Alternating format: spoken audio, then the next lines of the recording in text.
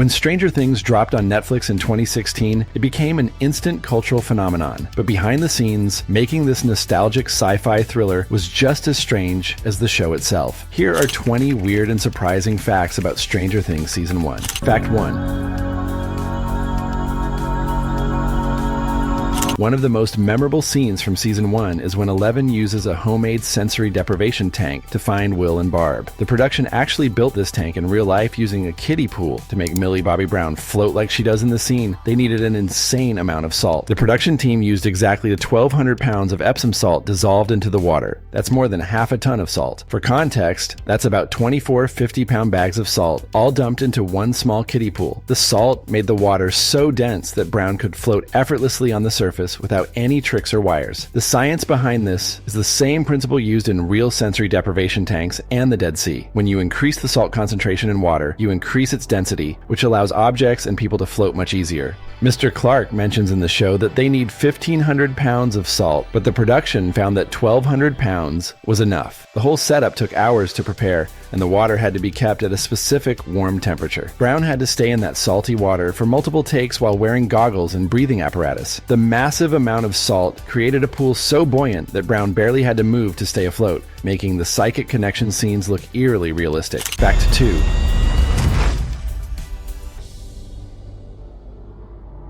In episode 7, there's an iconic moment where Eleven uses her powers to flip a van through the air to save the kids. The Duffer Brothers insisted on doing this stunt for real using actual explosives instead of computer effects. The production set up nitrogen cannons under a real van to flip it into the air while filming the kids separately for safety. They tested the stunt in a parking lot and it worked perfectly. But when they tried filming it on location for real, disaster struck. One of the explosives failed to go off properly. Instead of flipping high into the air, the van skidded across the ground and crashed directly into one of their expensive movie cameras. The camera was completely destroyed along with all its lenses. The whole accident cost the production thousands of dollars in damages and equipment. The line producer was furious and absolutely refused to let them try the dangerous stunt again. But the Duffer Brothers wouldn't give up. They spent hours convincing the producer to give them one more shot. They promised that if it worked, the footage would be featured prominently in the trailer. Finally, the producer agreed to try one more time. Thankfully, the second attempt was perfect. All the explosives fired correctly, and the van soared high into the air exactly as planned. The cameras captured the spectacular flip in all its glory,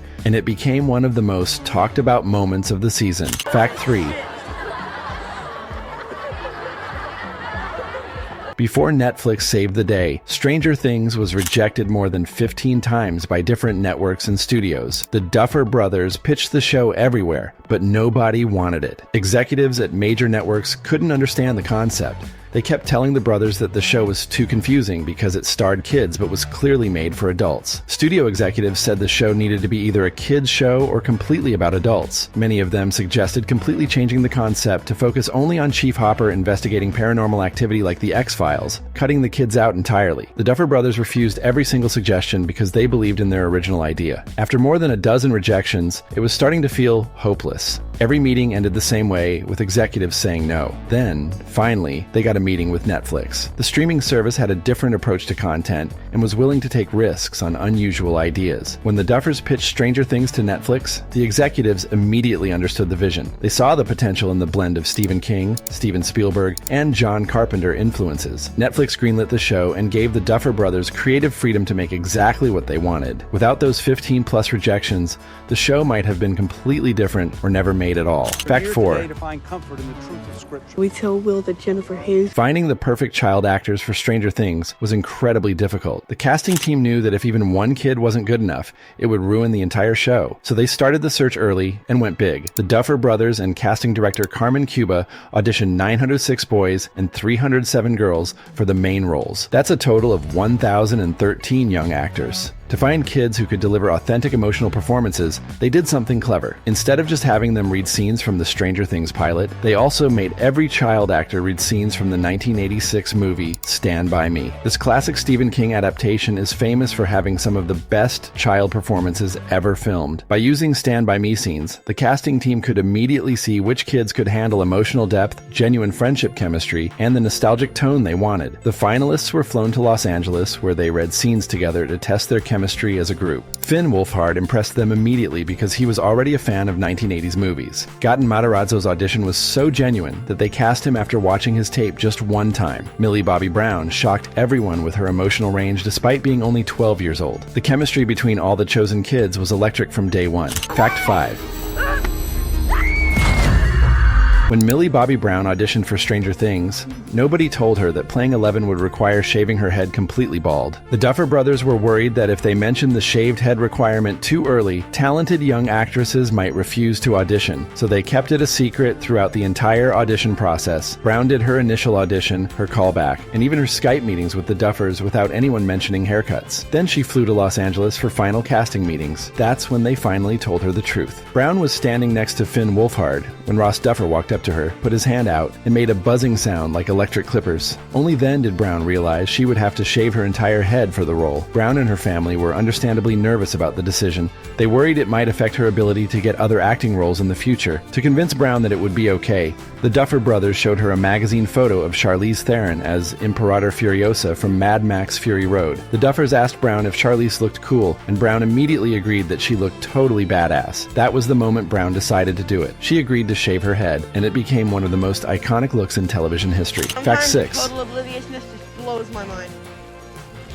Had the advantage of living next. Stranger Things wasn't always called Stranger Things. The original title was Montauk, and the show was supposed to take place on Long Island instead of Indiana. The Duffer Brothers were obsessed with a conspiracy theory called the Montauk Project. According to this theory, the U.S. government conducted bizarre experiments at Camp Hero in Montauk, including time travel, telepathy, and opening portals to other dimensions. The brothers loved this idea and built their entire original pitch around it. They wanted the show to have the coastal town feeling of Jaws, which was also set in a beach community. The original pitch book was designed to look like a Stephen King novel and was titled Montauk, an epic tale of sci-fi horror. But then production realities got in the way. Filming was scheduled to start in November 2015, which meant shooting in Long Island would have been freezing cold. The production started scouting locations around Atlanta, Georgia instead. The Duffer Brothers found many places near Atlanta that reminded them of their own childhoods. They realized the Midwest small-town setting actually worked better for the story, so they changed the location to the fictional town of Hawkins, Indiana. Once they changed the setting, they needed a new title. The brothers sat down with an old copy of Stephen King's Firestarter and started brainstorming titles using the book's font style. After arguing for a while, they finally settled on Stranger Things. Fact 7. The terrifying Demogorgon monster wasn't created with computer graphics. The Duffer Brothers wanted the creature to be real and physical on set, so the actors would have something genuine to react to. They hired a company called Spectral Motion to build a practical costume worn by actor Mark Steger, a professional contortionist who specializes in playing monsters. To transform Steger into the Demogorgon, the special effects team did a full laser scan of his body to create a custom suit. The suit took about 30 minutes to put on each day, but the real complexity came from the creature's mechanics. The animatronic head alone had 26 individual motors to control the opening flower petal mouth and create realistic movements. The motors made the head incredibly heavy and difficult to operate. To make the Demogorgon taller and more imposing, Steger wore 8-inch metal stilts inside the costume. Walking on stilts while wearing a heavy monster suit that blocked most of his vision was incredibly difficult and dangerous. The costume also included claw hands controlled by puppeteers with cables. For many early scenes,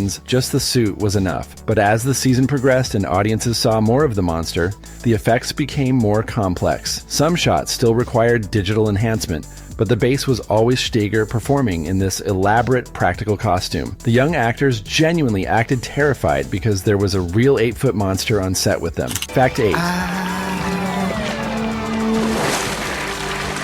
In episode 4, Will's fake body is discovered in the quarry, and it looks disturbingly realistic. That's because it wasn't a cheap dummy. It was an expensive, meticulously crafted prop made by a special effects company called Fractured FX. The company built a rubber corpse that looked exactly like actor Noah Schnapp down to the smallest details. The fake Will body took a full month to create and cost a significant amount of money. It looked so real that it genuinely disturbed people on set. The prop was used in multiple scenes, including when Hopper breaks into the morgue and cuts it open to discover it's filled with cotton. After filming was finished, the Duffer Brothers decided to have some fun with the incredibly realistic prop. They took it and played a prank on Noah Schnapp's mother. They told her they had something to show her and let led her into a dark closet where they had propped up the disturbingly lifelike corpse of her son. She was startled at first, probably terrified seeing what looked like her dead child, but once she realized it was just a prop, she actually thought it was funny. She started taking pictures with the fake body and sent them to all her friends. For another scene where Will's body is pulled from the quarry, they actually used a real stunt woman instead of the prop.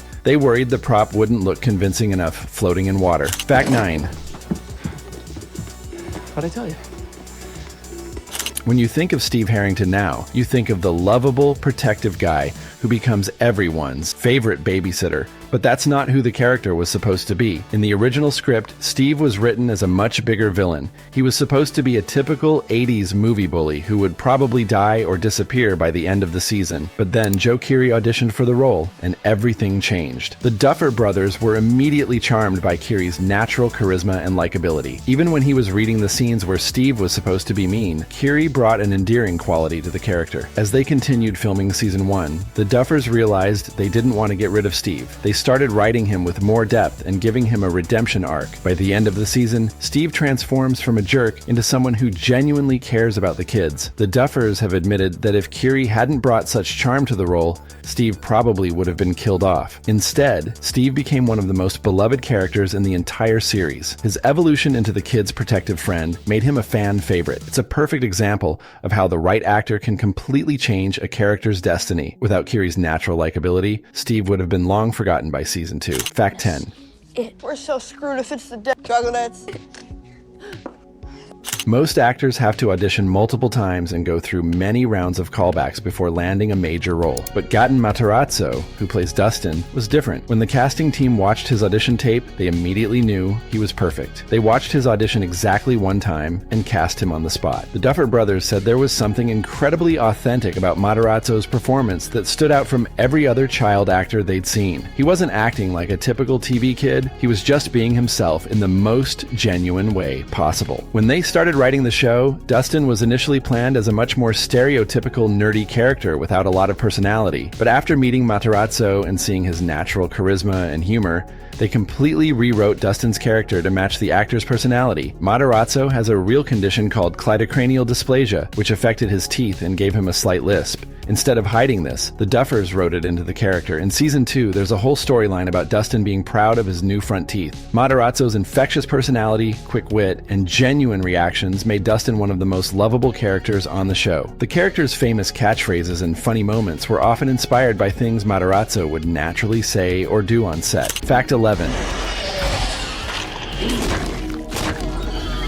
Most people don't realize that Millie Bobby Brown, who plays 11, is actually British. She was born in Spain, raised in England, and speaks with a natural British accent in real life. But during the entire audition process for Stranger Things, Brown performed everything in a perfect American accent. She did her callbacks in an American accent. She even did her Skype meetings with the Duffer Brothers in an American accent. The casting team was so convinced by her American accent that they completely forgot she was British. For a 12-year-old to maintain a flawless American accent while also delivering incredibly emotional performances is remarkable. Brown wasn't just acting, she was acting while doing a completely different accent the entire time. Casting director Carmen Cuba said it was shocking that someone that young could pull off such complex acting while simultaneously doing accent work. Many adult actors struggle to maintain convincing accents, but Brown made it look effortless. Throughout the entire first season, viewers had no idea that 11's actress was British. It wasn't until press interviews started that Brown's real accent was revealed, and fans were shocked. Her performance earned her an Emmy nomination at just 13 years old. The fact that she was doing all of it in a foreign accent makes it even more impressive. Fact 12. Before the young cast ever met in person, they started bonding through technology. After they were cast, but before production began, the kids created a group text chat where they all got to know each other. They cleverly named the group chat Stranger Texts as a play on the show's title. Millie Bobby Brown, Finn Wolfhard, Noah Schnapp, Caleb McLaughlin, and Gaten Matarazzo spent weeks texting each other constantly, sharing jokes, getting excited about the show, and building real friendships before they ever acted together. This was incredibly smart for the production because the show required the kids to have authentic chemistry as longtime friends. By the time they showed up to film their first scene together, which was the Dungeons & Dragons game in Mike's basement, They already felt like real friends. The Duffer Brothers were worried about how the child actors would work together. But when filming started on that first scene, the boys flew through it effortlessly. Their chemistry was electric, and they felt like they'd known each other their whole lives. That group chat played a huge role in creating that instant bond. The kids continued texting throughout the entire production. Years later, the cast still maintains their group chat and stays close friends. That friendship you see on screen between the kids isn't acting, it's real. Fact 13. Right back to my place. Winter gets a comic. Every single scene in Stranger Things Season 1 was filmed in and around Atlanta, Georgia. Not a single frame was shot in Indiana, but through careful production design, the crew transformed sunny Atlanta into the small Midwest town of Hawkins. The town of Jackson, Georgia served as the basis for most of Hawkins' downtown scenes. Other locations included the Georgia Mental Health Institute, which became Hawkins National Laboratory, and Patrick Henry High School in Stockbridge for the school scenes. The production filmed at various parks and dozens of other Atlanta area locations.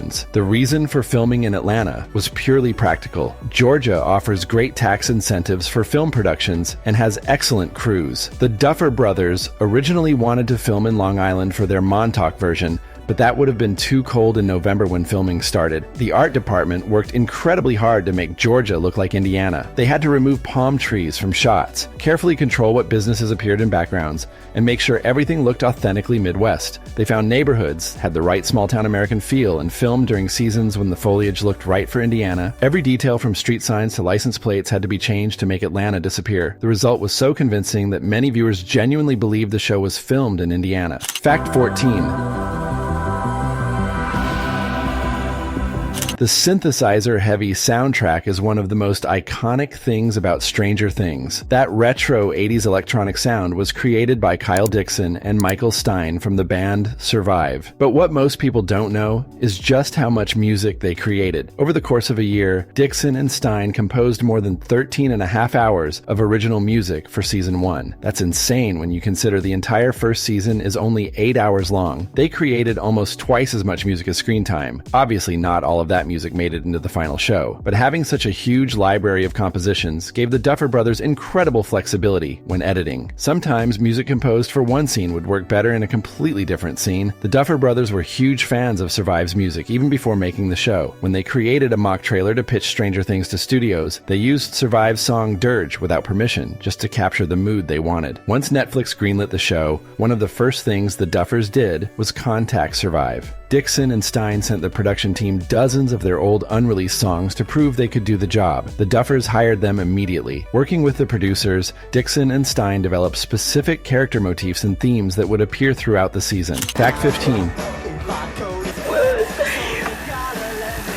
Winona Ryder is perfect as Joyce Byers, the desperate mother searching for her missing son. But unlike most of the cast, Ryder never had to audition for the role. The Duffer Brothers already knew they wanted her from the beginning. They sat down for a 4-hour conversation over tea with Ryder, and by the end of that meeting, they were certain she was their Joyce. Ryder was a huge star in the 1980s and 90s, with iconic roles in Beetlejuice, Heathers, and Edward Scissorhands. But by 2015, when Stranger Things was casting, she wasn't getting offered many roles anymore. Hollywood had mostly moved on from her. The Duffers saw this as an opportunity. They wanted someone who could bring genuine emotion and desperation to Joyce's character. Ryder had the acting chops and the 80s credibility they needed. During their long conversation, Ryder proved she was passionate about the project and the character. She connected deeply with Joyce's struggle and maternal determination. The Duffers knew immediately that no one else could play the role. There was no question, no need to see other actresses. The role was hers. Ryder's performance ended up being one of the emotional anchors of the entire series. Her desperate, frantic energy in those early episodes sold the reality of Will's disappearance. Without Ryder's commitment to the character, Joyce could have seemed crazy or unlikable. Fact 16. Because I'm mad.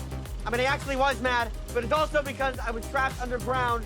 The Duffer Brothers were obsessed with making Stranger Things feel authentically 1980s. This wasn't just about costumes and hairstyles. It extended to every single prop you see on screen. The walkie-talkies that the kids use constantly throughout the show are real 1980s Radio Shack walkie-talkies. The production team tracked down vintage electronics from the era instead of using modern props dressed up to look old. They found authentic Radio Shack equipment, old rotary phones, vintage audio equipment, and period-accurate technology. The level of detail detail was extreme. The team made sure that every phone, every radio, every electronic device visible in any scene was either from the 1980s or a perfect replica. This created massive challenges for the production. Old electronics don't always work reliably anymore. Vintage walkie-talkies might have static or dead batteries. Finding multiple copies of the same device for different takes was difficult, but the Duffers insisted on this level of authenticity because they wanted the show to feel lived in and real. The production design extended to every detail you see in the background. Posters on walls are from the right era. Products in stores are period accurate. Even the arcade games at the Palace Arcade are real vintage machines. The attention to detail is part of what makes Stranger Things feel so nostalgic and authentic. Viewers who grew up in the 1980s recognize these objects from their own childhoods. Fact 17. Swallowing you in darkness. It is almost here. What is it? The very first scene the cast filmed together was the opening Dungeons & Dragons game from episode 1. This was an incredibly important scene because it established the entire dynamic between the four boys and set the tone for their friendship. The Duffer Brothers were extremely nervous about how this would go. They had spent months casting these kids and believed they'd found the right group, but they wouldn't know for sure until everyone started acting together. If the chemistry didn't work, the entire show would be in trouble. But when the cameras started rolling, something magical happened. The boys flew through the scene effortlessly and energetically. Finn Wolfhard, Gatton Matarazzo, Caleb McLaughlin, and Noah Schnapp immediately clicked as a group. Their chemistry was electric and natural. It felt like they'd actually been friends for years instead of just meeting. The Duffers were incredibly relieved and excited. That first scene proved that their casting instincts were right and that the show would work. The D&D game became an iconic opening that perfectly captured the spirit of childhood friendship and imagination. Starting with this scene was brilliant because it let the young actors ease into their roles with a fun, energetic moment rather than something scary or dramatic. It built their confidence and established their group dynamic. The boys' natural chemistry in that scene is the foundation of everything else in the show. Fact 18. Screw that. One of the most stressful facts about Stranger Things Season 1 is that post-production wasn't completed until the week before the show premiered on Netflix. This means the editing, visual effects, sound mixing, and color correction were all being finished just days before audiences could watch it. This is extremely close timing for a major television production. Usually, shows are completely finished weeks or even months before they premiere. But the Duffer Brothers and their team worked right up until the last possible moment to make sure everything was perfect. They were still tweaking scenes, adjusting effects, and fine-tuning the soundtrack mere days before July 15th, 2016. The production had been incredibly ambitious from the start. They spent 6 months filming the entire season, working on every episode simultaneously. The Duffers were directing, editing, preparing future episodes, and writing the final scripts all at the same time. By the time they reached the final episode, they were completely overwhelmed. They later said that the 8th episode was by far the most challenging to pull off. They brought in over 20 tons of ice from Florida to create the snow effects for the finale. The stress level must have been unbearable with Netflix's release date approaching and so much work still to do, but somehow they finished just in time. The completed show uploaded to Netflix's servers with barely any time to spare. Fact 19. Eleven's obsession with Eggo waffles became one of the most memorable character traits from Season 1. The scene where she steals boxes of Eggos from the grocery store and her constant requests for Eggos throughout the show turned the frozen waffles into a symbol of the series. But here's the interesting part. Kellogg's, the company that makes Eggo waffles, had absolutely nothing to do with the show before it premiered. The Duffer Brothers wrote Eleven's Eggo obsession into the script without any product placement deal or sponsorship. It was just a detail they thought worked for the character. Then Season 1 became a massive hit, and Kellogg's saw their Eggo sales increase significantly. Suddenly, everyone wanted to buy Eggos because of Stranger Things. The company recognized what was happening and saw the marketing opportunity. Kellogg's reached out to Netflix and the producers to get involved. They provided a vintage 1980s Eggo commercial for Netflix to use in their Super Bowl commercial. Then Kellogg's started creating Stranger Things themed promotions and cross-marketing. They released special Stranger Things Eggo boxes and created advertisements featuring the show's characters. The relationship between Eggo and Stranger Things grew into a major partnership, but it all started organically with the writers simply choosing Eggos as Eleven's comfort food. No one predicted it would become such an iconic part of the show, or actually impact waffle sales. Fact 20. Should I stay or should I go? Netflix was so confident in Stranger Things that they approved a second season before anyone outside the company had even seen the first season. This is extremely unusual in the television industry. Normally, networks wait to see how audiences react before committing to more episodes. They want to know if the show will be a hit before spending money on additional seasons. But Netflix believed in the Duffer Brothers' vision and saw something special in the footage. The streaming service officially greenlit Season 2 in summer 2016 before the July 15th premiere of Season 1. This meant the Duffers could start writing Season 2 immediately. While Season 1 was about to premiere and they had no idea how audiences would respond, they were already planning what came next. This early renewal was both a blessing and incredibly stressful. On one hand, they knew they had job security. On the other hand, what if Season 1 flopped and nobody watched it? But Netflix's gamble paid off spectacularly. When Season 1 dropped on July 15, 2016, it became an instant cultural phenomenon. Within weeks, everyone was talking about Stranger Things. The show broke viewing records and became one of Netflix's biggest hits ever. The early renewal meant the creative team could hit the ground running. Season 2 premiered in October 2017, just 15 months later, keeping fans engaged and maintaining momentum perfectly. And there you have it, 20 weird and surprising facts about Stranger Things Season 1, the show that brought 1980s nostalgia back in a big way. From van-flipping disasters to secret group chats, making this show was as strange as the Upside Down itself. Which fact surprised you the most? Let us know in the comments below.